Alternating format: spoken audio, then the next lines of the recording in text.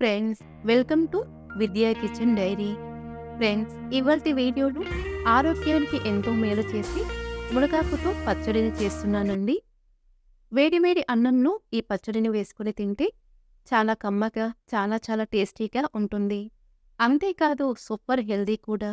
ఎన్నో ఔషధ గుణాలున్న మునగాకు పచ్చడిని చేదు లేకుండా కమ్మగా చేసుకుని ఆ ప్రాసెస్ ఏంటో చూద్దామా? ముందుగా ఈ పచ్చడి కోసం తాజా మునగాకుని తీసుకోవాలి. కంటి చూపుని మెరుగుపరచడానికి, ఎముకలు దృఢంగా ఉండడానికి, బీపీని తగ్గించడానికి, డయాబెటిక్ పేషెంట్స్కి ఈ మునగాకు బాగా హెల్ప్ చేస్తుంది.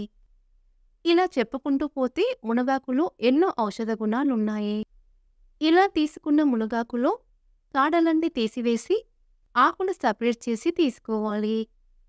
ఇలా తీసుకున్న మునగాకుని 2-3 సార్లు శుభ్రంగా కడిగి తడి లేకుండా గాలికి బాగా ఆరనివ్వాలి. తరువాత స్టవ్ ఆన్ చేసుకుని ప్యాన్లోకి 1 టీ స్పూన్ ఆయిల్ని తీసుకోవాలి. ఆయిల్ బాగా వేడైన తరువాత ఇందులో 1 టీ స్పూన్ శనగపప్పు, 1 టీ స్పూన్ మినపప్పుని తీసుకొని సన్నని మంట మీద దోరగా వేయించుకోవాలి. పప్పులన్నీ బాగా వేగిన తరువాత ఇందులో 4-5 ఎండుమిర్చి, 5 పచ్చిమిర్చి, 5-6 వెల్లుల్లి రెబ్బలు, 1 టీ స్పూన్ పల్లీలను తీసుకొని సన్నని మంట మీద 2-3 నిమిషాల పాటు వేయించుకోవాలి.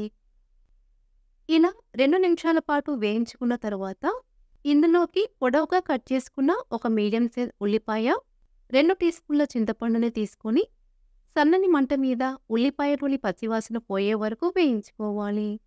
ఉల్లిపాయ ముక్కలు కాస్త మగ్గిన తరువాత ఇందులో 1 టీ స్పూన్ నువ్వులు, 1/2 టీ స్పూన్ జీలకర్రని తీసుకొని సన్నని మంట మీద 1 నిమిషం పాటు వేయించుకోవాలి.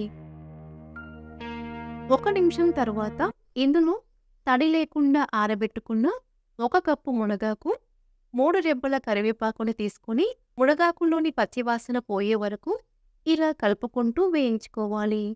ఇలా సన్నని మంట మీద మునగాకు క్రిస్పీగా అయ్యే వరకు వేయించుకోవాలి. ఇలా మునగాకుని క్రిస్పీగా వేయించుకోవడం వలన పచ్చడి చేదు లేకుండా కమ్మగా ఉంటుంది.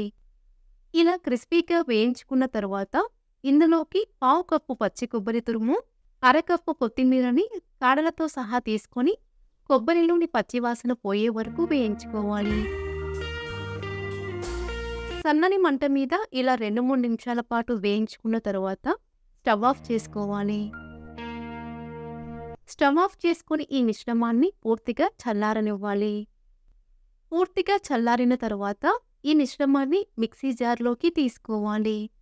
తరువాత ఇందులో రుచికి సరిపడా ఉప్పుని తీసుకుని మెత్తగా కాకుండా బరకగా ఉండేలా గ్రైండ్ చేసి తీసుకోవాలి.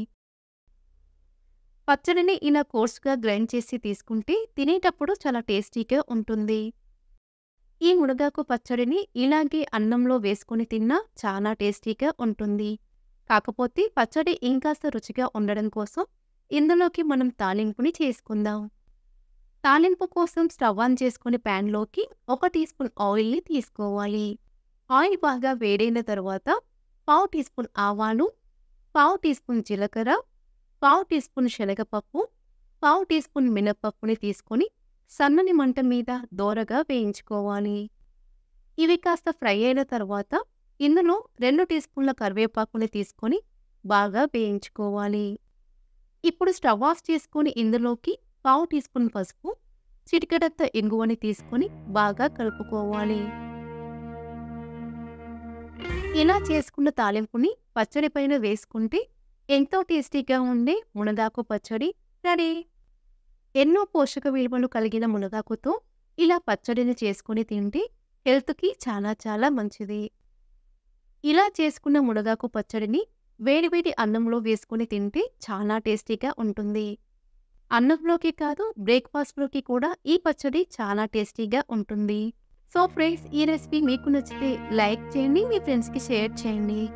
మరిన్ని రెసిపీస్ కోసం మా ఛానల్ని సబ్స్క్రైబ్ చేసుకోండి.